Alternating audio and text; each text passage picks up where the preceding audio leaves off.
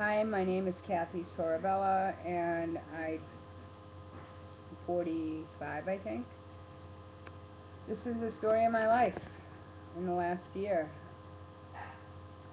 I won't give you the whole history of my homelessness and starting a homeless shelter and being active in my community and working my ass off and giving of myself into my community. I'll just pick up in the last 3 years. 3 years ago, I thought that I was on top of the world. I got my master's degree in social work.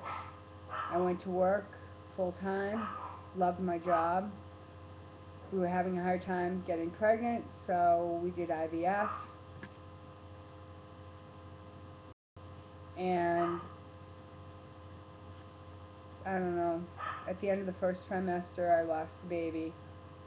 Went back to work, only to find out that the job I had lost funding and I was laid off.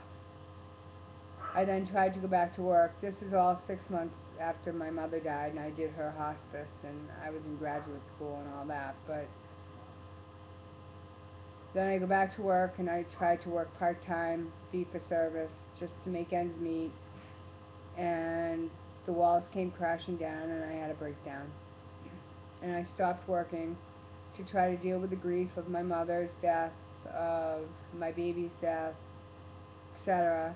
And as I was getting ready to go back to work, about a year and a half ago, I got kidney stones, and I was told just give them time, they'll pass. And then during a scan, they saw some lesions on my liver, and they told me wait 3 months, have another liver scan done. And my doctor assured me that it would be nothing that would be cancer related, because he knew I was cancer phobic, as my mother died of cancer, and I took care of her until her death. I'd had some symptoms of diverticulitis, and he assured me that's what it was. He suggested I could get a colonoscopy, said I didn't need one. I waited the 3 months, got the scan, and last April, the scan came back that I had 80 tumors in my lungs and about 18 tumors in my liver. And my primary care physician told me to get my affairs in order. I had probably 3 weeks to a month to live. Thank God my sister worked at the hospital, and she got me in with the chief of oncology that day. He told me to just calm down and let them do the tests and see what would happen. We had to have a brain scan done to see if the cancer went to my brain. We had to have a ton of tests done. And after all was said and done, the good news was it wasn't lung cancer as first suspected. The bad news is that I had a 6-inch tumor in my colon, which was my primary tumor. It was about 3 weeks away from erupting, which would have killed me. I look back at pictures from me then. I was gray. I was about 80 pounds. I was on death's door. I'm married to my soulmate. We met when I was homeless. Neither one of us had an education. He went to BU, got a degree. I went to Framingham State, got a degree in psychology, then got my master's in social work. We worked our way. We worked hard. We worked 80, 90 hours a week. We were always a team. So when this happened, he had been at a job 14 years. He just got a raise. He just got a bonus a couple months earlier. Never been written up. Was a good employee. And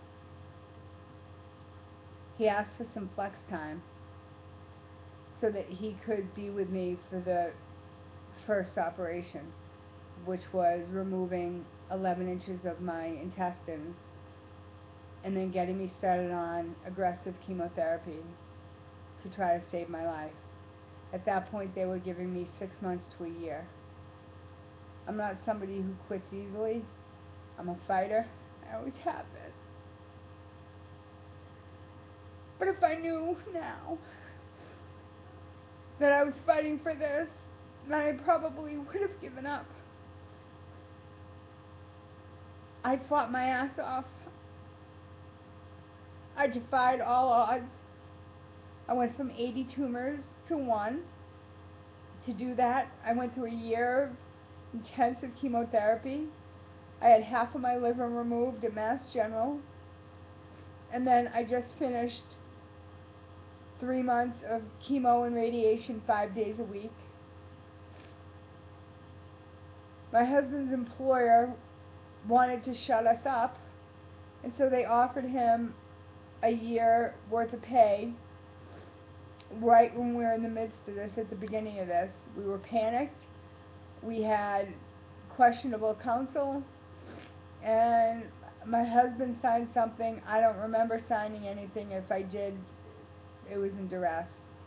But basically they said if we tried to speak against them, then they would sue us for whatever we have. The long and the short is I've survived a year. I'm waiting for an August scan to tell me if the one tumor that's left, which is on my abdominal aorta, is still there, if it's gone. I'm exhausted. I'm not supposed to go back to work until August. But we're broke. And we spent our money on our bills and living, not to excess whatsoever. We've been terrified of this company coming after us and suing us if we tried to plead to the public that we need help. We set a chip in account, got $200. When it first happened, people kindly, after seeing a news spot on WCVB TV5, produced by Susan Warnick, and that's on YouTube, you can look it up. Just Google Carl's name, my husband, Carl Sorabella, and you'll find it. So anyway, here we are now. His unemployment was cut 3 months early because our lovely president thinks that our unemployment rate in Massachusetts is under control. So we thought we had the summer, and he has made a full-time job of applying to jobs, hasn't found a full-time job, wonders if he's been blackballed by this company, who is very powerful, wealthy family in Wellesley. They took some heat from people on the internet, became quite angry at us, and basically offered us this less than a year's salary if we shut up. And like I said, I mean, imagine finding out that you have days to weeks to months to live. You've been with this man for 24 years. You've done everything right. And the bottom falls out. And so now, 20 years later, we face homelessness. I'm on disability. I took a full-time job, and it's not working. I can't do it. The stress is killing me. And I now wonder why I fought so hard to live, because if I died, it just would have been him having to figure out his life. And so we talk about that, about me deciding to end my life, and him just having to worry about him. And he says that his life is nothing without me.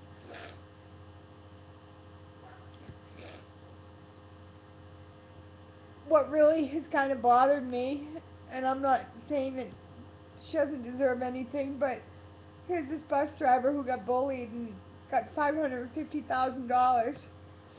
I got a life sentence. My husband lost his career of 14 years. I lost my ability to earn money.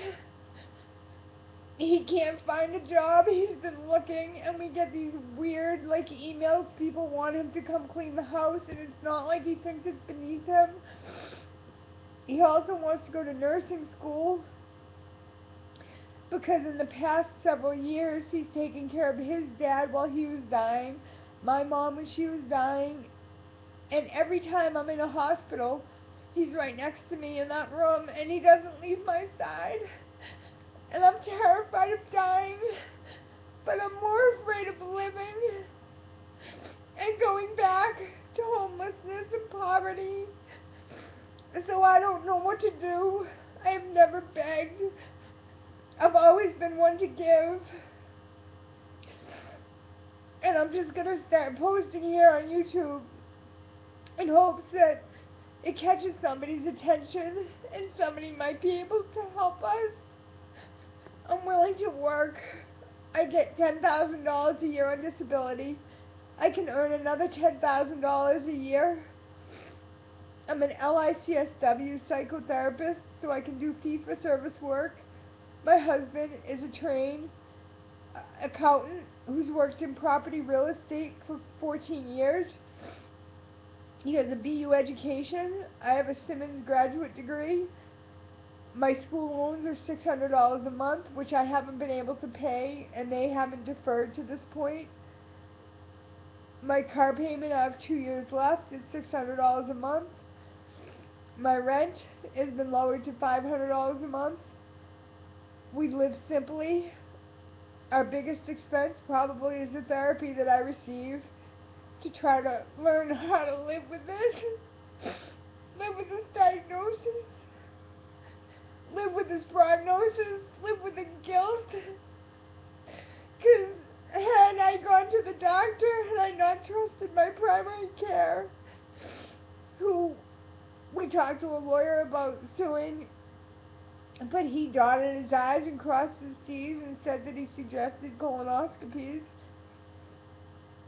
I'm desperate and I don't know what to do, and so please, if anybody can think of any way to help. My name is Kathy Sorabella. At 24 years old, I started a homeless shelter that's still in existence with the South Middlesex Opportunity Council. I used to work for them. I'm trying to get some work from them. Jim Cuddy is the executive director. My husband is Carl Sorabella. I can't mention the name of the company that he works for, but if you Google his name, you will see a video by WCBB TV. We're trying to get national exposure. We're trying to do whatever we can to make ends meet. Not only were we bullied, we were assaulted. My body's been assaulted. I know I'm gonna die. I just don't want to die like this. Please help us. Please.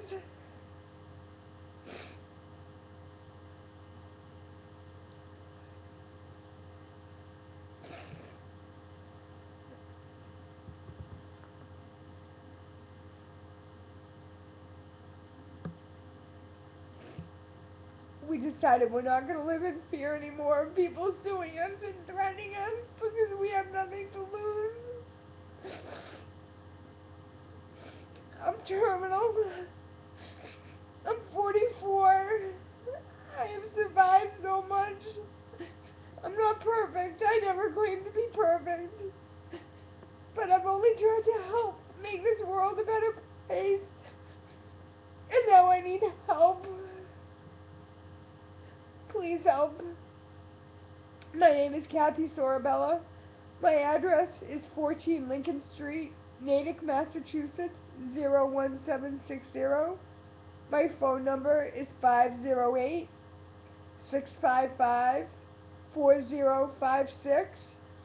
My husband's name is Carl. Next week we'll be married 24 years. There's a book in me. I just can't. I just don't know where to begin. Please help. Please pass my story along.